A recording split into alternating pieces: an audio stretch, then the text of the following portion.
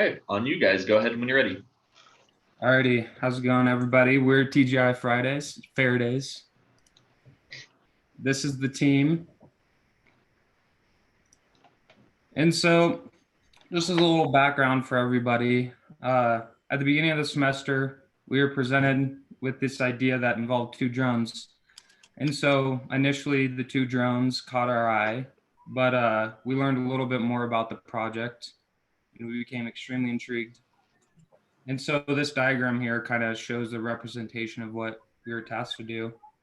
And so, it revolves around the idea of using a two-drone system to effectively measure the soil moisture in the ground using these two drones. And so on one drone, we'd have a transmit system. On one drone, we'd have a receive system. And the drones would maneuver around the field, collecting data from the soil using frequencies in the high frequency to ultra high frequency range.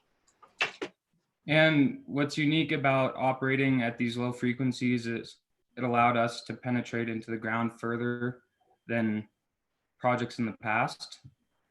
And so we were initially tasked with designing these two systems and also coding the self-autonomous flight pattern on the drones, but we decided to scale back our project and focus more on the systems that were to be attached to the drones.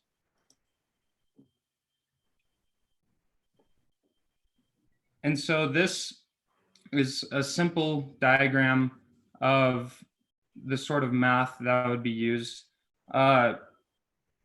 When sending the signal and receiving it, what we'd be measuring is something called the voltage standing wave ratio. And from that, we'd be able to measure the reflectivity of the soil and thus be able to measure the moisture in the soil. And the spot in the ground that we would be using as sort of the pinpoint is called the Fresnel zone. So as Chris was saying, one of the biggest things that we wanted to do was increase our penetration depth to a depth of 1 meter into the ground. To do this, we had to be able to send a lot of different frequencies at every Fresnel zone, and we wanted to be able to do it very quickly. So we ended up going with an RF synthesizer of the LMX2571 from Texas Instruments. This not only allowed us to get all our different frequencies at every Fresnel zone that we wanted to send, but also send them very, very quickly because it has a very low settling time. So we're sending 3 frequency bands, each band with 20 frequency at every second. So the LMX2571 with a low settling time and being fully programmable for every frequency that we need is perfect for our uses.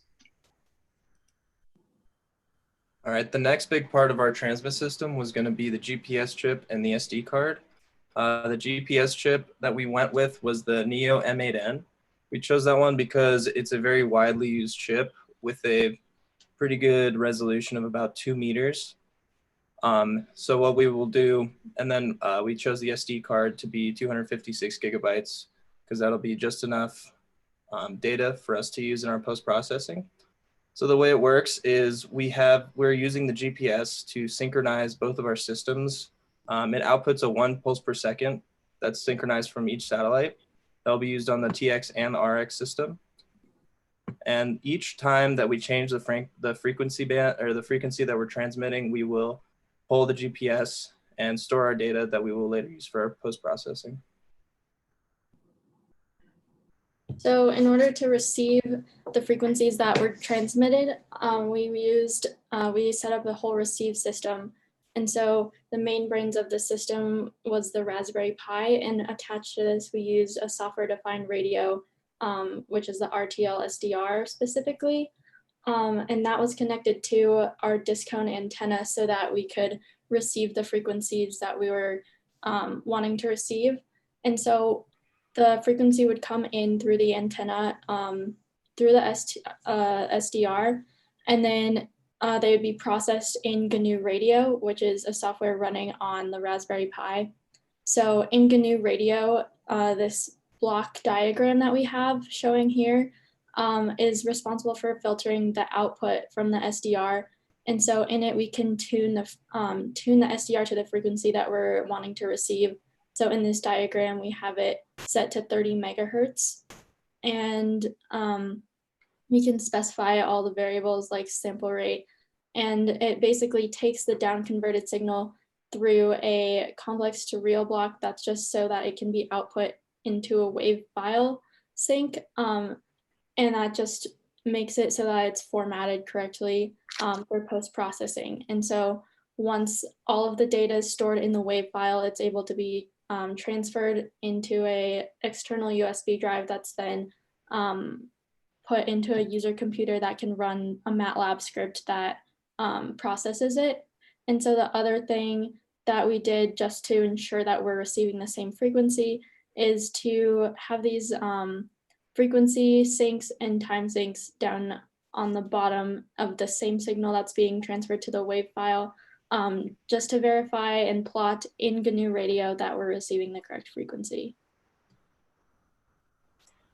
And so here is some of the post-processing that we did in MATLAB. And so to first verify that the wave file is not empty and that it contains the correct signal, it's just plotted in the time domain. So since it's down converted, the 30 megahertz turns into a 10 kilohertz sine wave, which is exactly what we expect to see. So this is what we would consider good data. And this is just the first 100 samples. There's like a lot, there's a much longer frequency, but for processing purposes, we only needed the first few seconds. So as you can see on the left, there's this is the data for that we got over dry ground. And then on the right is for wet ground. And so the amplitude of the wet ground is just a bit higher. So does that amplitude change as a function of wetness? It should, yeah. It changes based on the permittivity of the soil changing. So yes, in effect. Okay, so the next step in post-processing is to perform a spectral estimate. And so we performed a couple of these. We started with a simple spectral estimate, which just consists of the Fourier transform squared, or the magnitude of the Fourier transform squared, scaled by 1 over the number of samples squared. And so when we're getting the power spectral estimate, which is denoted by S sub xk, in this case, it just provides an estimate for the spectral energy per frequency. And on the next slide, these are the graphs that we generated, and that's basically a Fourier transform. So we can see that both of them are at 10 kilohertz, and yeah. So then we can verify that it's the correct signal. So then the second one that we ran was the Welch periodogram. And so this one is just slightly different than the previous one because it provides a more precise estimate because it uses overlapping windows of data by segmenting the discrete Fourier transform, and then everything is averaged over the entire sample. So if the next slide goes, we can see the difference between the dry ground and the wet ground and what those produced. So again, it just shows that we're receiving a 10 kilohertz frequency, which is exactly what we want to see. Can I quickly ask how you got this data? So we ran a test, or Trevor ran a test yesterday to get this data, and he set up the transmit system and the receive system on a clothesline. And so this data was taken when the transmit system and receive system were 5 meters apart and 5 feet apart and 5 feet off the ground. Yeah, and we're going to go over that in a little bit. We just haven't gotten to the slides yet. Okay, sorry.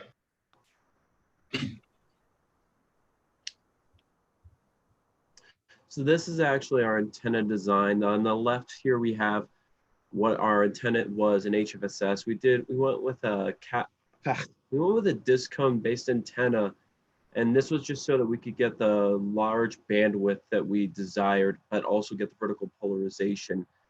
As you can see on the top, we have a capacitive loading, and about halfway through monopole section of the antenna, you have an inductive loading as well. And these are used to electrically lengthen our antenna.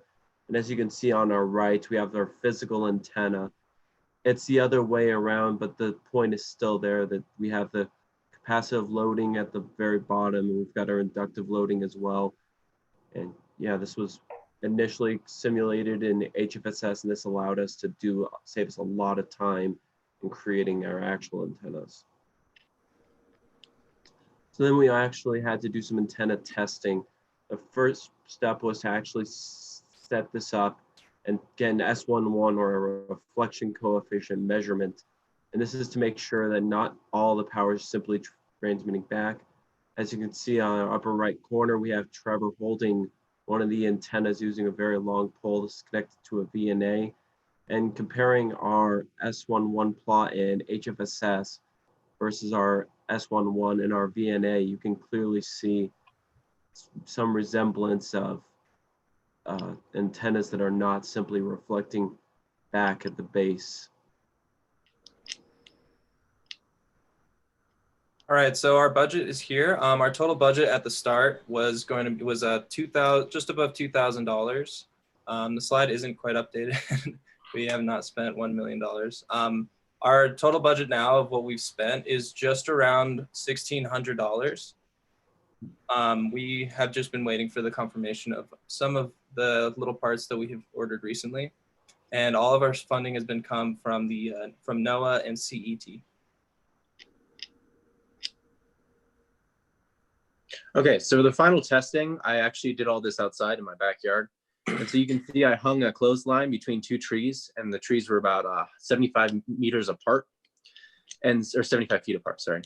And so initially we measured with 5 feet distance, and that's in the bottom left-hand corner. And then I sped them apart to about 10 feet distance, and that's in the bottom right-hand corner.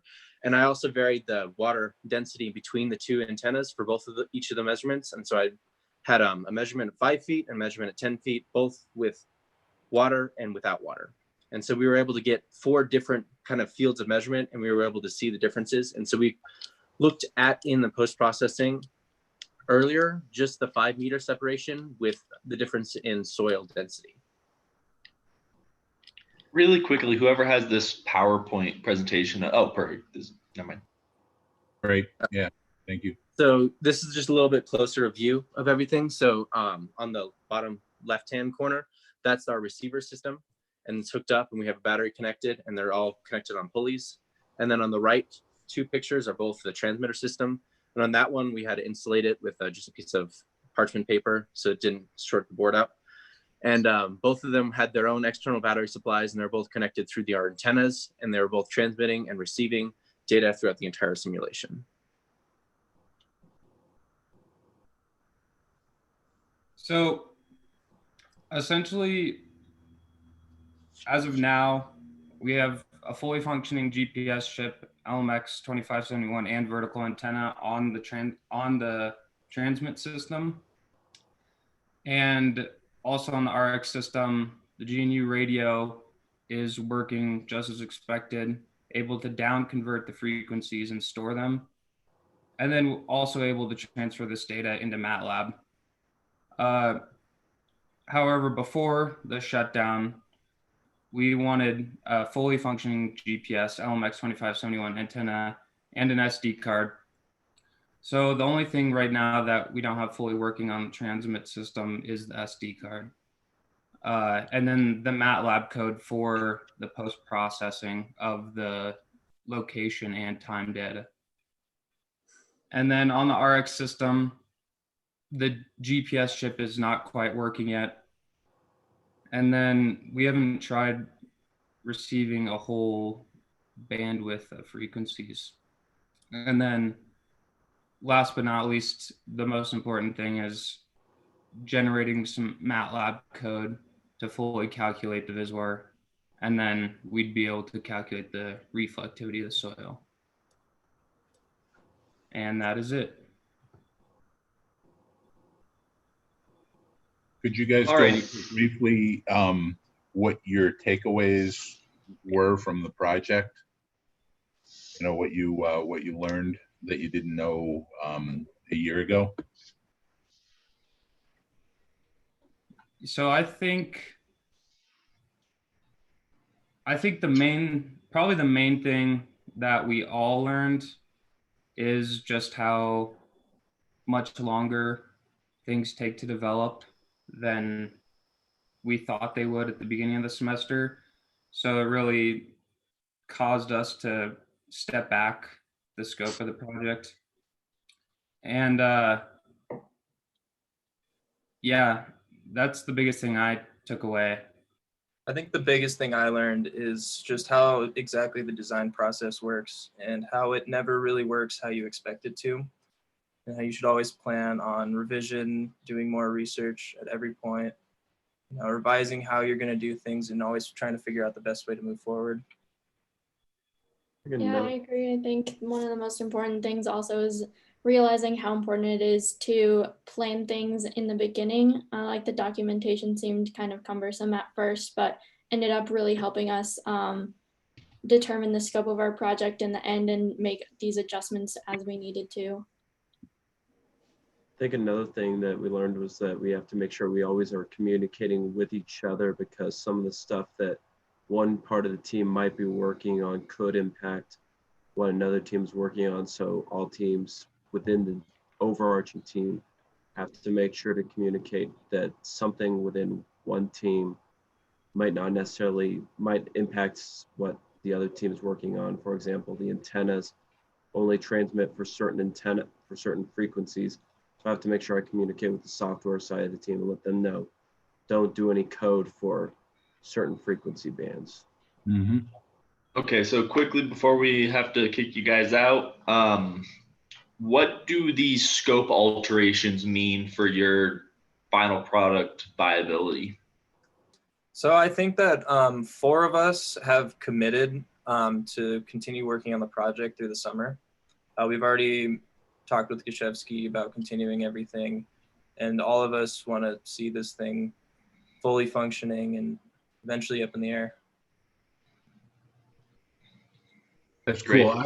I would give you, I really liked the data where you had your HSS plot, and I liked the antenna design. I used to design antennas way back when. And I did like here's what the simulation said and here's what the data said. You kind of went on a limb saying that as you can see, it's closely matched. Maybe somebody that didn't design antennas in the past wouldn't be able to tell the difference, but it didn't exactly match.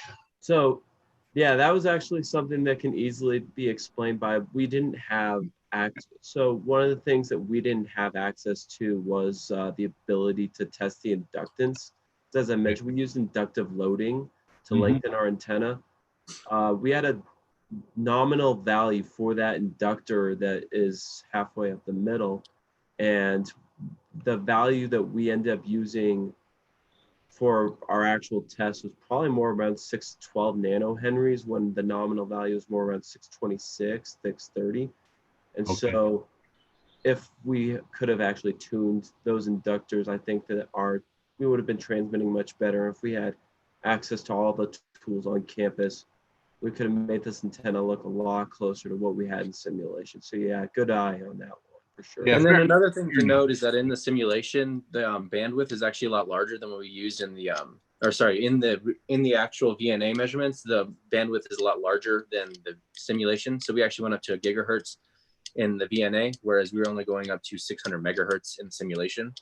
Yeah. So you can see the actual same 2 dips. They just look kind of more compressed. You can see the first dip is there and the second dip is there. The second dip isn't quite as large, but then we also see that it kind of has the same end dip at the end that we see as well. So it's about twice as long, but it still looks pretty similar and has the same appropriate dips that we expected it to have. Yeah, well, that's great. And I was kind of sort of picking on you a little bit, only because you went on a limb in your words, but I give you guys a lot of credit for testing it, making something RF, and actually learning a lot. So great job. Yeah, thank you guys. It's time for us to kind of kick you out, but I really appreciate all the hard work you've given us this semester, and it was a pleasure being your TA. All righty. Well, thank you. Thank you. Thank you. Thank you, guys.